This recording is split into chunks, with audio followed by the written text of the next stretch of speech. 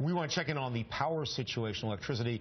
On the phone right now is Con Ed spokesperson Alfonso Quiroz. Mr. Quiroz, thanks for joining us. Thank you, Michael and Darlene. What's the situation right now? Well, right now it looks like the system is holding up. We have about 150 customers out in Brooklyn and about 260 out in the borough of Queens.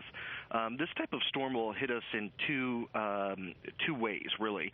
It really hits our overhead lines because what happens is that the snow and the ice will really bear down on branches, which can snap and hit into our overhead lines. But it also really has an effect on our underground system, which is really in Manhattan, as opposed to the overhead in Staten Island and parts of the Bronx and Westchester.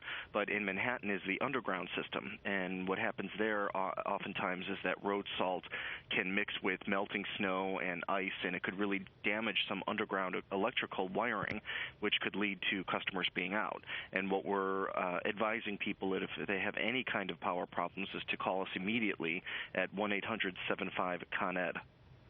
And do you find that as time goes by, because very often, I mean, the snow is heavy now and trees may withstand it now, but isn't it the case where over the course of a couple of days, it really starts to weigh down, and that's where you have some problems with the overhead power lines?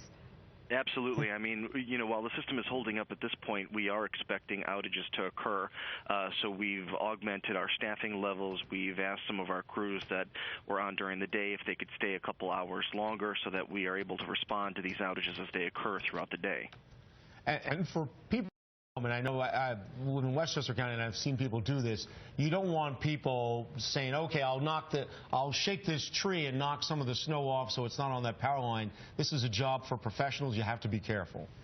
That's right. I mean, we throughout the year we do a tree trimming program that we really sort of go throughout our system and making sure that we're trimming trees along our electrical wires. But one of the things that I think that we can't stress enough is that if you're in an area where there is a downed electrical wire, people should really not go anywhere near them. You want to treat all down wires as if they are alive, and you don't want to attempt to move them or touch them with any kind of object. All right, Alfonso Quiroz, thank you so much for joining us, and stay safe this morning, and to all your employees as well. Thank you. All right, we're looking at